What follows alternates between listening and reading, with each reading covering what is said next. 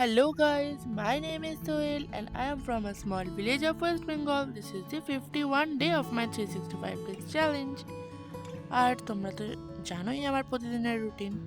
সেই সকালে উঠে পড়ো ভোর 4টের সময়, 4:30টায় ক্যাব আসবে আর 6টায় অফিসে পৌঁছে দেবে।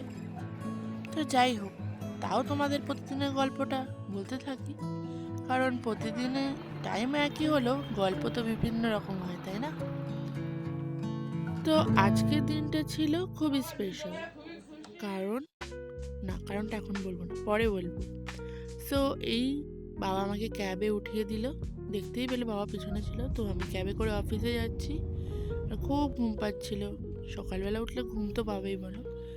তো যাই হোক, একটু কাজ করে এখন জিমে যাচ্ছে আর আকাশটা কি সুন্দর ছিল। তো জিম টিম হয়ে গেছে, এবার আমরা আউটফিট চেক করাচ্ছি। কেমন লাগছে আমায় বলো তো। তো তারপরে এই ব্রেকফাস্ট করে নিলাম। দেখতেই পাচ্ছি ব্রেকফাস্টে কি ছিল, বয়েলড এগ, রুটি আর ছোট ভাজা। তারপরে কাজ করতে করতে লাঞ্চ করার টাইম হয়ে গেছিলো, তো লাঞ্চে ছিল ভাত আর ছিল মাছ আর পুঁইমিটুলি ভাজা।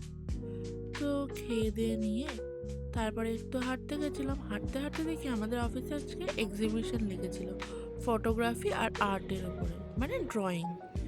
তো সেগুলোই দেখছিলাম আর এত সুন্দর ফটোগ্রাফি রাখা ছিল, মানে এত সময় ফটোগ্রাফি করেছে লোকেরা, মানে কি বলবো। আর আর্টগুলো অসাম ছিল।